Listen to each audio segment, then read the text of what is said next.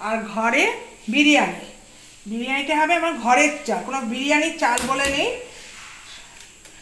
তা দুপুরবেলা ভাত করে রেখেছিলাম, তা ভেবেছিলাম দুপুরবেলায় করব, কিন্তু আর করতে ইচ্ছা করছে না। তা চিকেন পকোড়ার জন্য আমি এই বেসন, কর্নফ্লাওয়ার, বেসন নিয়েছি, কর্নফ্লাওয়ার নিয়েছি, নুন হলুদ দিয়ে এটাকে আগে ভালো করে মেখে নিচ্ছি। এটা ডিমের পরিমাণ বেশি থাকবে। আর তার সঙ্গে আমি একটু আদা রসুন পেস্টটাও নিয়ে নিয়েছি।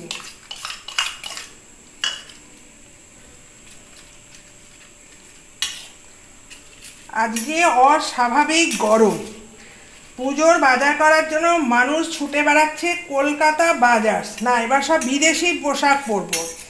একজনে দেখছি 4টে 5টা কিনছে। বিশেষ করে দাম শুনলে এগুলো আমাদের মধ্যবিত্ত ঘরের মতো নেওয়া সম্ভব না, যেহেতু এখানে বিভিন্ন টাইপের লোক বসবাস করে। হ্যাঁ, সবই তো এখন ফ্ল্যাট বাড়ি। পুজো এসে গেছে, আমাদের লোকাল দোকান থেকে এখন হচ্ছে স্মার্ট বাজার, কলকাতা বাজার। অস্বাভাবিক ভিড়, ঘুরে টুরে চলে এসেছি। তা জামাগুলো মেয়েকে দেখালাম, মেয়ের পছন্দ না। আনলাম কেন, বলছে ওই 1000 টাকার জামা ওই আলমারিতেই পরে থাকবে। কিন্তু ঘুরিয়ে টুরিয়ে ওকে নিয়ে চলে আসলাম। যে জামা কিনবে তার যদি পছন্দ না হয় আমাদেরও কিছু করার নেই।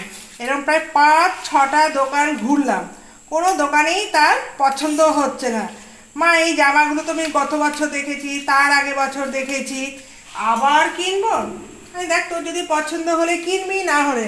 আমি তখন মনে মনে ভাবলাম যাই হোক, বলতে নেই, ও আগেই জামা কাপড় কিনে রাখে। ওর এমন হচ্ছে রাস্তায় আমাকে বলবে মা টাকা নিয়ে বেরো, যদি পছন্দ হয় কিনে রাখবো। আর চিকেনটা আমি আগেই ম্যারিনেট করে রেখে দিয়েছি। চিকেনটাকে ম্যারিনেট করে ডোবো তেলে এইভাবে আমি ভাজবো। পুরো ডিমটাই পরিমাণ বেশি থাকবে, কিন্তু আমার এটা চামচের সাহায্যে ফুলকো ফুলকো মতন হবে। এটা হচ্ছে ভিন্ন স্বাদের। তোমরা তো গ্যাসটা গরম হয়ে গেছে, তেলটা আমি এটা হাতের সাহায্যে দিলে ছড়াবে। এটা আমি একটু ডোবো তেলের মধ্যে এটাকে ছেড়ে দিচ্ছি। এখানে আদা রসুন পেস্ট দিয়ে দিয়েছি, বেশি কিছু মশলা দিইনি। মানে হচ্ছে ডিমের মধ্যে আমি দিচ্ছি। দেখো, পাখাটা চালিয়ে দে তো, ভীষণ গরম। এবার ডিমের মধ্যে আমি আজকে ইসে করছি চিকেন পকোড়া। আমি আজকে এটা দোকানে দেখেছিলাম, তখন আমি জিজ্ঞাসা করলাম, আচ্ছা দিদি পকোড়াটা তো দেখছি ডিমে ফুলকো। বলছে হ্যাঁ, ডিমটাকে তোমরা অল্প একটু কর্নফ্লাওয়ার দেবে, দিয়ে হালকা করে পেঁয়াজ রসুন পেস্ট দেবে, দেখবে ঘরোয়া পদ্ধতিতে বেশ সুন্দর টেস্টি হয়। দেখো এটা আমার, দেখো কি সুন্দর ভাজা হয়ে গেছে। এবার একটা একটা করে দেব, হালকা তেলে এটা লাল হওয়ার জন্য আমাকে অপেক্ষা করতে হবে। বাকিটাও দিয়ে দিই। এটা বাচ্চা থেকে বেশ ভালো লাগবে। তাও আজকে সন্ধ্যার সময় বেরিয়ে কোনো খাবার টাবার কিনিনি, কেননা এত গরম। আজকে আর বাইরে কোনো তেলের মশলা খাওয়াটা উচিত নয়। কেন বলতো, সেই গ্রীষ্মকালের মার্চ এপ্রিলে যে গরমটা পড়ে, মার্চে বলবো না, এপ্রিল মে মাসে যে গরম, সেই গরম। এর আগে আমাদের পাখা বন্ধ করে ঘুমাতে হয়েছে, আর আজকে আমাদের কি হবে জানি না। পুজোর আগে মানুষের জামা কাপড় কিনছে না গরমে মরবে। বলছে মা যদি এরকম গরম থাকে আমি কিন্তু ঠাকুর দেখতে বেরোবো না। আর তোকে ঠাকুর দেখতে কেন, আমিই বেরোবো না। এর থেকে কি বাবা, হালকা পাতলা পোশাকই ভালো। এখানে আমি একটু আবার কি করব, বেশ বিরিয়ানির সাথে স্যালাড, পকোড়া দিয়ে, আর হচ্ছে চিকেন আছে।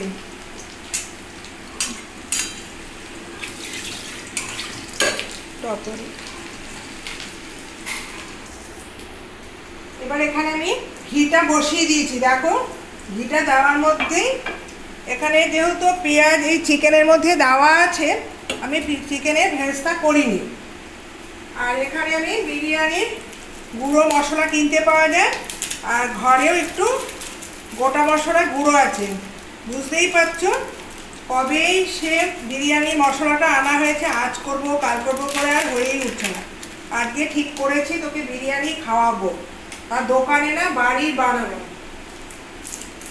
এখানে আমি সমস্ত একটু গরম মশলা গুঁড়ো রেখে দিয়েছি। প্রথমে আমি আগে কি করছি, ভাতটা আগে দিয়ে নিচ্ছি। জানি এটা হাঁড়িতে বা কড়াইতে করে, কিন্তু আমি আজকে করছি চাটুতে, কেননা আমার দেওয়া আছে। এখানে আমি কি করছি, ভাতটা একটু ঘিয়ের সঙ্গে দিয়ে নিচ্ছি। নিয়ে এবার আমি দিচ্ছি আলুগুলো দিয়ে নিই, চিকেনটাও দিয়ে নিই, একবারে সব দিয়ে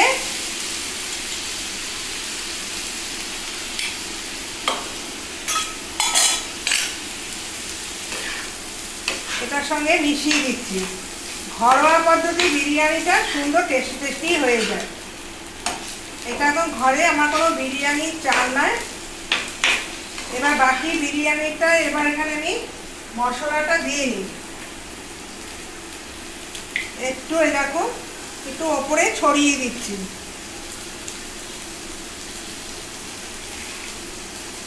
দারচিনি এলাচ তো থাকেই জানো, সব দিয়ে দিচ্ছি। আর সঙ্গে একটুখানি গরম মশলা গুঁড়োটাও ছিল, এটাও দিয়ে দিচ্ছি।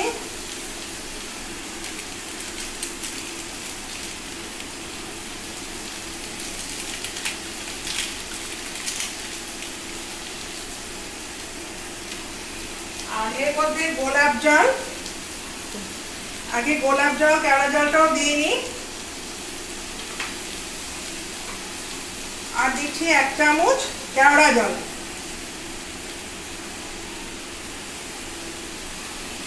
আর কিছু দিতে হবে না। আর সঙ্গে দিচ্ছি ওই দোকানে একটু যে বিরিয়ানি মশলা কিনতে পাওয়া যায়, ওটাও আমি অ্যাড করে দিচ্ছি।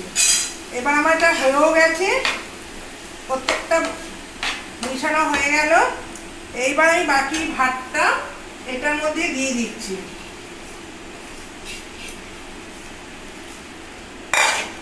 এই যে শসাও রেখে দিয়েছি, এটা একটু দমে হবে। দেখো একদম বিরিয়ানি কালারে চলে এসেছে। ঘিটা যেহেতু আমি আগেই দিয়ে দিয়েছি, এই জন্য আমি আর কিচ্ছু মশলা অ্যাড করব না। এখন দোকানের মতনই কালার এসে গেছে। চিকেন বিরিয়ানি এইভাবে যদি ঘরে যদি সব কিছু থাকে, মোটামুটি দোকানেই না হোক বাড়িতেও কিন্তু বিরিয়ানি তৈরি করা যায়। এরকম দেখেছো। এইবার আমি কি করব, একটু দমে আমি রেখে দেবো। ব্যাস আমার হয়ে গেল চিকেন বিরিয়ানি। এটা আমার চাপা ঢাকা থাকবে, ব্যাস হয়ে গেল। তোমরা সঙ্গে থেকো।